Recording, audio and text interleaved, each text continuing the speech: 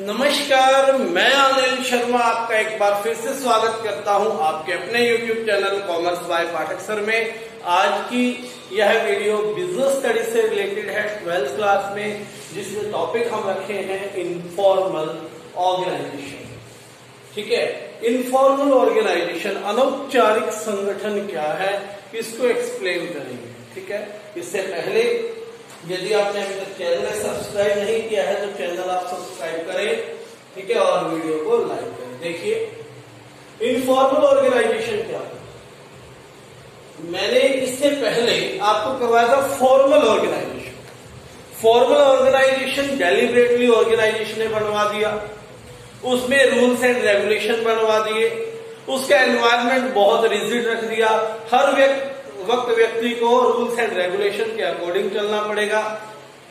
हर व्यक्ति को बिहेव वैसे करना पड़ेगा जैसे जो है रूल्स में लिखा हुआ है। अपने बॉस के अनुसार चलना पड़ेगा, यानी कि उसमें इंसान अपनी मर्जी से बिहेव नहीं कर सकता, बड़ा प्रेडिक्टेबल सा बिहेव हो जाता है। ठीक है, लेकिन we all know that human beings are social animal, है ना, सोशल है हम। जब हम 2-4 बार किसी व्यक्ति से मिल जाते हैं तो उनके साथ हमारा इंटरेक्शन होने लगता है। ठीक है, कई बार जो वर्कर्स हैं उनका अपने सुपरवाइजर के साथ इंटरेक्शन हो जाता है। लगता है भाई ये मेरे पास के गांव से है या मेरे ही पड़ोस से है, या ये तो हमारे यहाँ जिस क्रिकेट टीम में मैं खेलता हूँ उसी में ये भी पार्ट करता है ना। सुबह कॉफेटेरिया पे आता है मॉर्निंग वॉक के टाइम। ठीक है, तो बहुत सारे कारण हो सकते हैं। सेम रिलीजन का होना, सेम कास्ट का होना, कई सारे कारण होते हैं इंटरेक्शन के। तो इंटरेक्शन बन जाती है इंसानों के बीच में जब वो रेगुलर कांटेक्ट में आते हैं। लगातार रोज आना होता है कंपनी में, ऑर्गेनाइजेशन में रोज ही आना है। जब डेली आएंगे, डेली एक दूसरे से बात करेंगे तो उनके बीच में इंटरेक्शन बन जाता है, रिलेशन बन जाता है, फ्रेंडशिप हो जाती है। जो ये फ्रेंडशिप बनकर एक नेटवर्क डेवलप हो जाता है अपने आप ही, उसे क्या कहते हैं, इनफॉर्मल ऑर्गेनाइजेशन। ठीक है ना बात। सपोज कीजिए फर्स्ट डे आप कॉलेज में जाते हैं। ठीक है, उस दिन आप किसी को नहीं जानते होते, you know your teacher only. आपको पता है एक टीचर आएगा, टीच करेगा, फॉर्मल सा ऑर्गेनाइजेशन होता है वहां पर।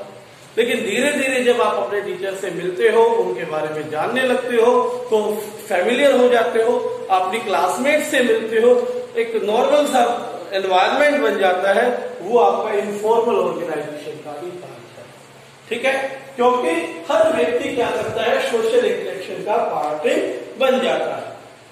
ठीक हो गई बात। तो इनफॉर्मल ऑर्गेनाइजेशन को लिखेंगे क्या, इनफॉर्मल ऑर्गेनाइजेशन क्या है। Informal organisation refers to the organization, informal organization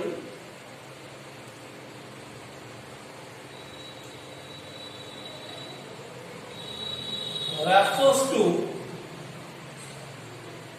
the organization where people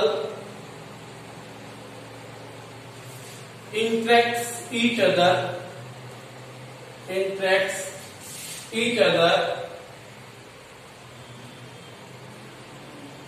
due to various reasons.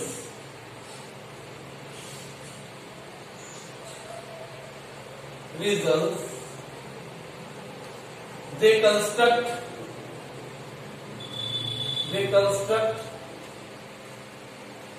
a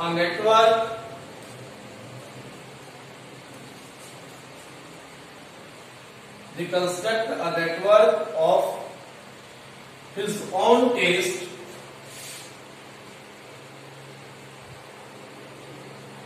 this is called informal organisation. ये लिखने की जरूरत नहीं, ऊपर मैंने लिख दिया। यानी कि इनफॉर्मल ऑर्गेनाइजेशन क्या है, जहां पर लोग अलग अलग कारणों से एक दूसरे के साथ इंटरेक्ट हो जाते हैं और एक अपना नेटवर्क बना लेते हैं, वही नेटवर्क क्या होता है, इनफॉर्मल ऑर्गेनाइजेशन होता है। ठीक हो गई बात। उसके बाद इसके फीचर्स करेंगे, इसके क्या क्या फीचर्स हैं।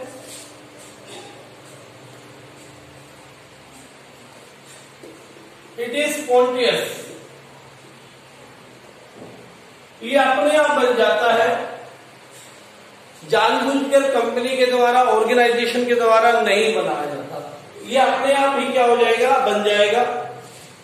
ठीक है, जैसे मैं गया वहां पर, मुझे पता लगा मेरे ही लोकेलिटी के 4 लोग और काम करते हैं, अपने आप में उनसे बातचीत शुरू हो जाएगी, फ्रेंडशिप बन जाएगा, वो क्या बन गया, आपका इनफॉर्मल ऑर्गेनाइजेशन बन गया। ठीक है। दूसरा, यहां पर स्टैंडर्ड बिहेवियर नहीं होता। बिहेवियर कैसा होता है, जो ग्रुप पैटर्न है, ग्रुप पैटर्न का बिहेवियर होता है, जैसा ग्रुप बढ़ेगा वैसा, जो लोगों की टेस्ट है, जो लोग पसंद करते हैं, वैसे ही यहां पर बातें होंगी। ठीक है। अपने बॉस का गुस्सा भी हम इसी में निकाल सकते हैं, बॉस ने आपको डांट दिया, आप अपने फ्रेंड से बात करते हैं। ठीक है, तो वहां पर आपको डिस्ट्रैक्शन नहीं होनी पड़ती। ठीक है, ग्रुप पैटर्न जैसा है, आपका माहौल है, वैसे ही आप बातें कर सकते हो। ठीक है, कोई रूल्स एंड रेगुलेशंस नहीं होते। ठीक है, no proper network of communication, communication का कोई प्रॉपर नेटवर्क नहीं है। जैसे हमने कहा कि फॉर्मल ऑर्गेनाइजेशन में स्केलर चेन में बात करनी होगी, लिखित में ज्यादातर बातें होंगी, यहां पर ज्यादातर बातें ओरल में होंगी, किसी भी तरह का प्रॉपर नेटवर्क यूज नहीं किया जाता, कोई किसी के साथ किसी भी तरह की बात कर सकता है अपनी पसंद के अकॉर्डिंग, यानी कि यहाँ पर रूल्स एंड रेगुलेशन नहीं होता, किसी तरह का प्रॉपर फ्लो नहीं होगा। ठीक है, और नो डेफिनेट स्ट्रक्चर, जैसे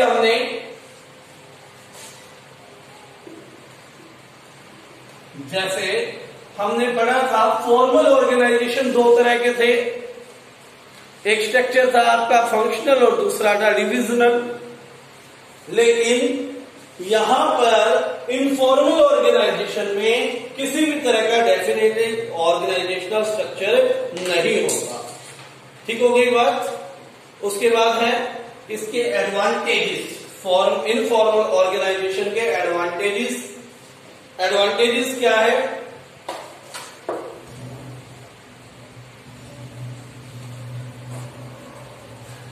एडवांटेजेस करवाता हूं आपको। सबसे बड़ा एडवांटेज है स्पीड, स्पीडी कम्युनिकेशन, स्पीड बहुत ज्यादा। ठीक है, स्पीड ऑफ कम्युनिकेशन। सुबह आप स्कूल आते हो, कई बार कोई बच्चा वैसे ही अफवाह उड़ा देता है कि कल छुट्टी होगी, तो आप सारा दिन पूछते रहते हो टीचर से, सर कल की छुट्टी है। वो क्या है, बहुत स्पीड से पूरे स्कूल तक वो बात चली। ठीक है ना, क्योंकि फ्रेंड, आपने अपने फ्रेंड को बताया, आपका फ्रेंड आगे बताएगा, वो 2-4 को और बताएगा, वो चलता रहता है। ठीक हो गई बात। तो स्पीड बहुत ज्यादा है, और क्योंकि प्रेस्क्राइब्ड लाइन नहीं है कम्युनिकेशन की, इनफॉर्मल ऑर्गेनाइजेशन में फास्टर स्पीड से क्या होती है, इंफॉर्मेशन जो है जाती है। दूसरा, फुलफिलमेंट क्या करता है, फुलफिलमेंट करता है सोशल नीड्स को। आपके बॉस ने आपको काम के लिए डांटा, आप उसका गुस्सा अपने इनफॉर्मल ऑर्गेनाइजेशन में निकाल सकते हैं। आपके घर पे किसी तरह की परेशानी चल रही है, आप अपने इनफॉर्मल ऑर्गेनाइजेशन में अपने फ्रेंड के साथ वो डिस्कस कर लेते हैं। आपको काम में कोई परेशानी आ रही है, उसे कैसे ठीक ढंग से किया जाए, आप अपने फ्रेंड से बात कर लेते हैं। ठीक है, तो सोशल जो नीड्स है, अपना दुख सुख गम खुशी जो है, वो इसमें आप क्या कर सकते हो, साझा कर सकते हो। तो इसलिए ये सोशल नीड्स को क्या करता है, पूरा करता है। उसके बाद fills in education of formal और structure, fills inadequacies of formal structure. हमने फॉर्मल स्ट्रक्चर किया, वो बहुत रिजिड था, कठोर था, वहां पर आप अपनी मनमर्जी से बात नहीं कर सकते। You have to follow the rules and regulations, ठीक है, रूल्स और रेगुलेशंस आपको फॉलो करनी पड़ती है। You have to respect your boss. तो ये सारी की सारी चीजें हैं, लेकिन इनफॉर्मल ऑर्गेनाइजेशन रिजिड नहीं है, ठीक है। ये सारी की सारी कमियां जो फॉर्मल ऑर्गेनाइजेशन की वो पूरी कर सकते हैं, क्योंकि इन फॉर्मल ऑर्गेनाइजेशन में किसी भी तरह की पर्सनल फीलिंग्स को इंटरेक्शन का कोई स्थान नहीं है। Work is eight primary place. लेकिन इनफॉर्मल ऑर्गेनाइजेशन में आपकी पर्सनल फीलिंग्स की केयर होती है, आपका फ्रेंड आपकी बात सुनता है, और आपको आज इंडिया में तो ऐसे फ्रेंड्स है ना, अपनी प्रॉब्लम का कोई हल ना हो लेकिन फ्रेंड की प्रॉब्लम के 100 हल जरूर मिल जाते हैं, सुझाव जरूर मिल जाते हैं, ठीक है बात। उसके बाद नेक्स्ट है डिसएडवांटेजेस। ये थी एडवांटेजेस, इसके कुछ डिसएडवांटेजेस भी हैं।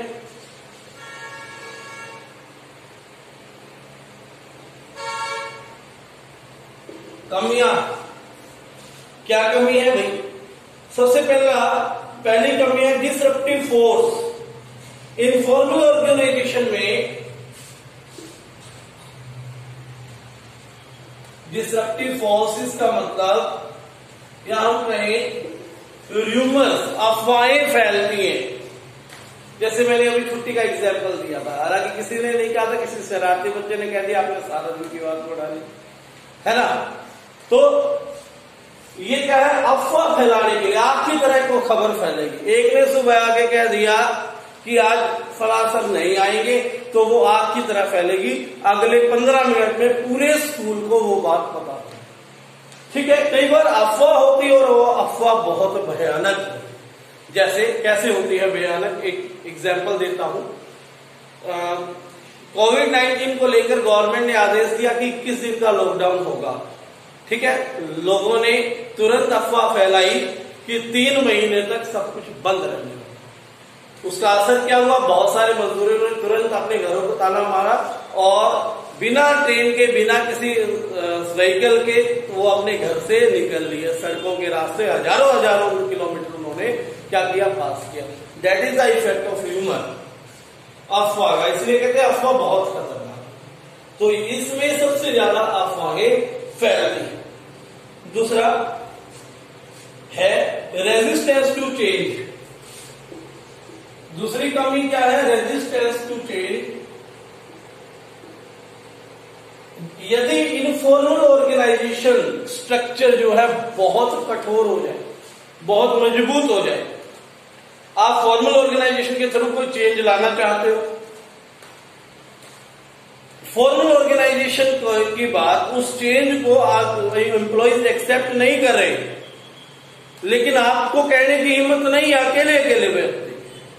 लेकिन जब भी इनफॉर्मल स्ट्रक्चर में सभी बात करेंगे उसके ऊपर, तो वो सब एक सहमत होकर आपके उस चेंज को रुकावट कर सकते हैं, रेजिस्टेंस ला सकते हैं, ठीक है ना। कि भाई ये हम मानते ही नहीं, हड़ताल में इसीलिए तो चले जाते हैं मजदूर कई बार, ठीक है ना, क्योंकि इनफॉर्मल स्ट्रक्चर बहुत हाई हो जाता है, उसमें इंपॉर्टेंस दी जाने लगती है, ठीक है। उसके बाद कई बार क्या होता है,